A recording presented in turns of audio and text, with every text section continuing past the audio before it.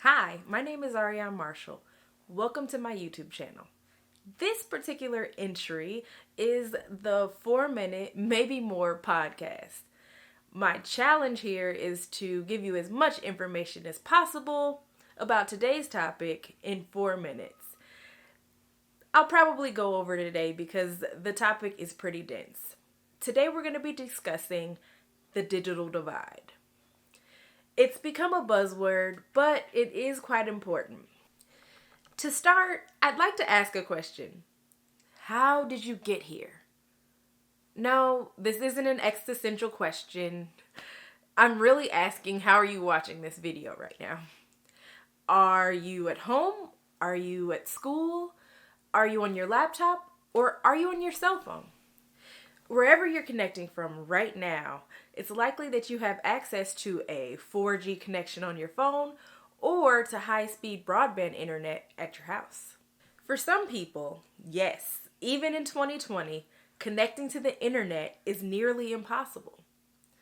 Minority groups, low-income people, people who live in rural communities, either can't afford internet or the infrastructure isn't available in their city or town.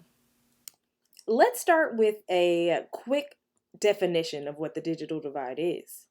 According to internetworldstats.com, the digital divide, also known as the digital split, is a social issue referring to the differing amount of information between those who have access to the internet, specifically broadband access, and those who do not have access.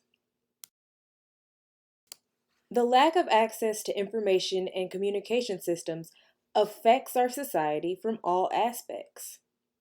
Opportunity is on the internet. Access to financial information, education, friends and family, the news, jobs. It all largely depends on some form of internet connection. According to a 2019 Pew Research report on household internet access in the United States, about 66% of African Americans are home broadband users. In the Latinx community, about 61% are broadband users, while 71% of whites have broadband access at home. Access to technological infrastructure is also a major issue that adds to the digital divide. You can't access the internet without a device. According to Pew, only 58% of African American households have a desktop or laptop computer, and only 57% of Latinx households have access to a computer at home, while 82% of whites have access to a computer at home. So I know this is a digital advertising class, and you're probably thinking, what does all of this have to do with marketing and advertising products? Well, it all boils down to sharing the human experience. Access to digital technology and communication provides us with the opportunities we need to grow and thrive. Not only that, connecting with other people who have similar or different ideas than us has been a landmark of creation. Products will never be invented by people who don't have access to opportunity. There are literal products that won't exist if we don't close the digital divide.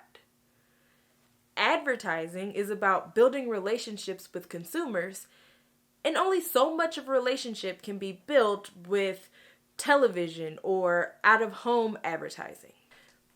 Brands like Facebook understand the importance of closing the digital divide. They have created Internet.org to address digital disparities around the world. According to their website, Internet.org is a Facebook-led initiative with the goal of bringing internet access and the benefits of connectivity to portions of the world that don't have them. The Facebook Free Basics program provides people with access to basic websites for free, like job postings, health information, education information, and communication tools like Facebook and WhatsApp.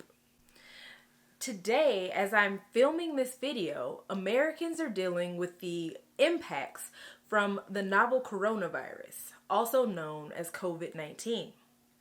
The COVID-19 pandemic has caused cities to lock down and citizens to shelter in place to avoid catching the highly contagious and sometimes deadly virus. While most people adjusted to life at home, the lockdowns have increased the digital divide for low income and minority populations. For example, as most schools in the United States are locked down, students are required to access online classes and learning materials from home.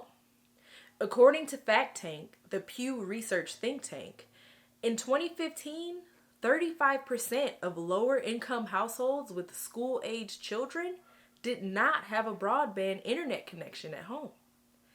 These students rely on in school institutions and school libraries for access to technology. Students who don't have access to broadband service are simply out of luck until next school year. In addition to Facebook, Verizon has committed to bridging the digital divide by investing in educational resources for students. According to the Department of Education, 14.3% of children aged 3 to 18 don't have high-speed internet access at home. However, those numbers go up considerably for African American, Latino, and Native American students. One of the most innovative solutions to closing the digital divide is the SpaceX Starlink program.